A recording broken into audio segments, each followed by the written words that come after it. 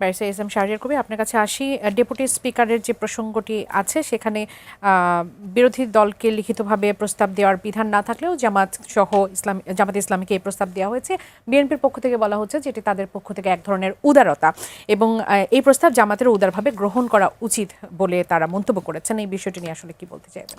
আচ্ছা, প্রথমে আমি ভাইয়ের সাথে একটু অ্যাড করতে চাই। ভাই বললেন যে গত 15 বছরে আমাদের ভোটের অধিকার কেড়ে নেওয়া হয়েছে এবং এটা তো সর্বজন স্বীকৃত, এবং রাতের ভোট হয়েছে, ড্যামি ভোট হয়েছে, আমি তুমির ভোট হয়েছে, এবং এই আমি তুমির ভোটেরই কিন্তু নির্বাচিত এই রাষ্ট্রপতি। তাহলে আমি তুমি ভোটের যদি ধরে না তর্কের খাতিরে যে 24 সালের ভোট তো লেজিটিমেট না, সেই জন্যে তো আপনি ভোট করলেন গত 12 তারিখে। কারণ 24 সালের যে পার্লামেন্ট ইলেকশন, সেটা আমি তুমি নির্বাচন, সেটা কি ভোটের অধিকার কেড়ে নেওয়ার নির্বাচন, সেটা হচ্ছে মনস্টারের নির্বাচন, সেটা হচ্ছে স্বৈরতন্ত্রের নির্বাচন। স্বৈরতন্ত্রের নির্বাচনের আন্ডারে যে রাষ্ট্রপতি নির্বাচিত হয়, সেই নির্বাচিত রাষ্ট্রপতি কিভাবে আপনি ধারণ করেন যে উনি আপনার রাষ্ট্রপতি? প্রথম জিনিস হচ্ছে, আরেকটা জিনিস বলি, এবারে যা কিছু সংগ্রাম হয়েছে, ভাই যেটা বললো সেটা হচ্ছে এই সংগ্রাম অভ্যুত্থান বিপ্লবের মূল স্পিরিটটা কি? জুলাই সনদ। সো জুলাই সনদে সাথে যে বিট্রে করবে, তাই সে কি লেজিটিমেসি থাকে তার আর রাষ্ট্রপতি থাকার? দ্বিতীয় যে কথা বললেন, সংবিধান বাতিল করেননি, তাহলে সংবিধানের মধ্যে কোথায় অন্তর্বর্তী সরকার ছিল? এই কথাগুলো এখন আর তুলে লাভ কি? আপনি তো অন্তর্বর্তী সরকার মেনে নিচ্ছেন রে ভাই, আপনি তার আন্ডারে তো ভোট করছেন। রাষ্ট্রপতির ক্ষেত্রে কি সেটাই হতে যাচ্ছে যে রাষ্ট্রপতিকে নিয়ে আলোচনা করে আর আসলে লাভ নেই? যেহেতু বিএনপির পক্ষ থেকে, যেমন শরীফ ভাই বলছিলেন যে বিএনপি এখন নির্বাচিত হয়েছে, তারা আসলে এই ব্যাপারে সিদ্ধান্ত নেবে, কিন্তু বিএনপি তো মেনে নিয়েছে রাষ্ট্রপতিকে, তারা তাদের মেয়াদ পূর্ণ করতে দিতে চায়। এই জন্যই বললাম যে কেন ওই প্রথম দিনই ভোটের পরে বলছিলাম যে এখন তো সব দলিল দস্তাবেজ আসেনি, কেন বিএনপিকে মেজরিটি দেওয়া হলো, তার পিছনে একটা কারণ আছে, এবং সেই কারণটা হচ্ছে আপনারা যে দস্তখত দিয়ে আসছেন, এই সংবিধান চেঞ্জ করবেন না, জুলাই সনদ বাস্তবায়ন করবেন না, রাষ্ট্রপতিকে সরাবেন।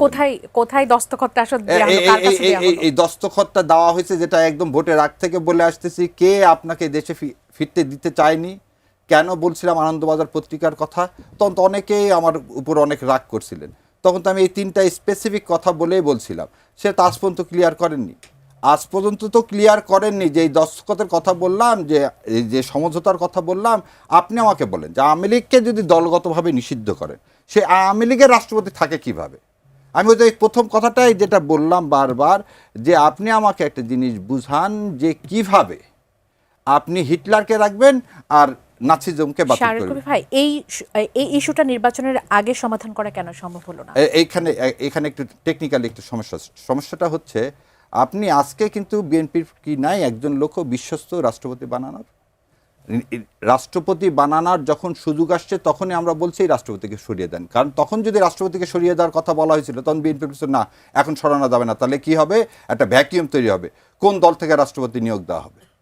তা আজকে তো আপনার দলের লোক আছে রে ভাই, আপনি তো মেজরিটি, আপনি এই সংসদের, আমি নিজে একটা চিঠি দিছি মাননীয় প্রধানমন্ত্রীকে, এবং পুরা কনস্টিটিউশনের মধ্যে থেকে মেকানিজম দেখায় দিছি যে কিভাবে তিনি এই সংসদে একজন স্পিকার মনোনীত করে, এই স্পিকার অ্যাক্টিং রাষ্ট্রপতি হিসাবে সংসদে তার কি বক্তব্য পেশ করবেন এবং সংসদের উদ্বোধন হবেন, এবং পবিত্র সংসদকে তিনি যেন কোনোভাবে এই লোকটাকে দ্বারা কি না করেন, অপবিত্র না করেন।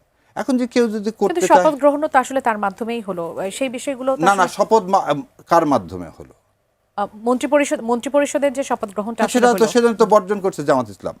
এটা আমার ব্যক্তিগত মতামত, আবারও বলতেছে, আমার ব্যক্তিগত মতামত। আপনি যে ডেপুটি স্পিকারের কথা বললেন, আমি যদি জামাত ইসলামের কেউ হতাম, আমি জীবনে ওটা নিতাম না, কারণ এখানে এটা করুণা না তো, এটা অ্যাজ অফ রাইট। আমি জুলাই সনদ হলে তো আমি ডেপুটি স্পিকার হবই রে ভাই, আপনি উদারতা দেখতে যাবেন কেন? আপনি একটা কন্ট্রাক্ট সাইন করলেন, সাইন করে এখন বলছেন কন্ট্রাক্ট মানি না। আমি বলতে না, এটা উদারতা বাবা। যেমন বোনেদের ক্ষেত্রে অনেক সময় ভাইয়েরা করে কি, আচ্ছা তো 2000 টাকা দিচ্ছি, 2 বিঘা জমি পাবি, 2000 টাকা নিয়ে খুশি থাক। আরে না, ওটা ওই বোনের অধিকার হচ্ছে 2 বিঘা জমি পাওয়া। আপনি এখানে উদারতার প্রশ্নটা আসলো কি? তার মানে আপনি এখন প্রকাশ্যে বলতেছেন আপনি জুলাই সনদকে অন করেন না। আপনি গণভোটকে যেমন বিতর্কিত করতে চাচ্ছেন, জুলাই সনদকে বিতর্কিত করতে চাচ্ছেন, তাহলে কি হবে? আপনি ইতিহাসে রাস্তা করে সংস্কারের জন্য যখন আসলে শপথ গ্রহণ করলো না, তারপরও কি জুলাই সনদটা তো শুধুমাত্র এনসিপি এবং জামাত যখন আসলে সংস্কারের জন্য শপথ নিল, এটা তো শুধুমাত্র তাদের মধ্যেই থাকলো, বিএনপি তো আসলে সেই শপথটিতে যায়নি। নেই, বিএনপি নাই, তাহলে কি জুলাই সনদ? তাহলে তারা কেন আসলে জুলাই সনদ? এখানে বলা আছে মেজরিটি কোরাম হবে 60 জনে, এখানে বলা আছে যে এখানে কতজন শপথ নিচ্ছে, 78 জনে। তারা কি করতে পারে, তারা এখন কল করতে পারে। তারা এই জুলাই সংস্কার কমিশন এখানে দেখেন, আমি পড়ে শোনাই দিই আপনাকে। এই 10 নম্বরে বলা আছে কি, 10 নম্বরে বলা আছে যে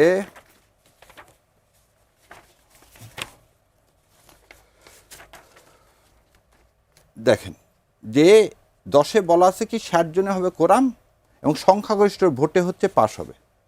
জামাত কি সেটা করতে যাচ্ছে? জামাত ইসলাম, আমি বললাম যে আমি তো জামাত ইসলামের পার্লামেন্ট মেম্বার না। পার্লামেন্ট মেম্বারদের উচিত কি, পার্লামেন্ট মেম্বারদের উচিত এখন যেহেতু তারা সংখ্যাগরিষ্ঠ, এই যে বলছে সংসদ নির্বাচনের ফল ঘোষিত হইবার 30 পঞ্জিকা দিবসের মধ্যে যে পদ্ধতিতে জাতীয় সংসদের প্রতিবেদন আহ্বান করা হইবে, অনুরূপ পদ্ধতিতে পরিষদের প্রথম অধিবেশন আহ্বান করা হইবে।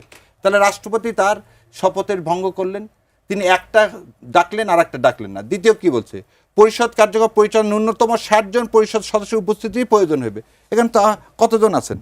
তাহলে তো জামাত এনসিপি মিলেই তো আসলে করতে পারে। বিএনপি না করলে কোনো অসুবিধা নেই। আপনি নিজের ব্যক্তিগত এটা আমার ব্যক্তিগত অভিমত, এখানে যে আইনে আছে তাই। এখন যে আইন যদি ওনারা না মানেন, ওনাদেরকে বসতে না দেন, ওনাদেরকে যদি অধিবেশন না ডাকেন, তাহলে ফয়সালা তো রাস্তা ছাড়া আর কিছু নেই। না, আপনার কাছে কি মনে হচ্ছে জামাত কি সেটা করবে? অধিবেশনকে তাই ডাকা উচিত, আইনে তো তাই বলা আছে, তাই না ডাকলে কি করবে? শরীফ ভাই এই ব্যাপারে কিছু বলতে চাইবেন কিনা?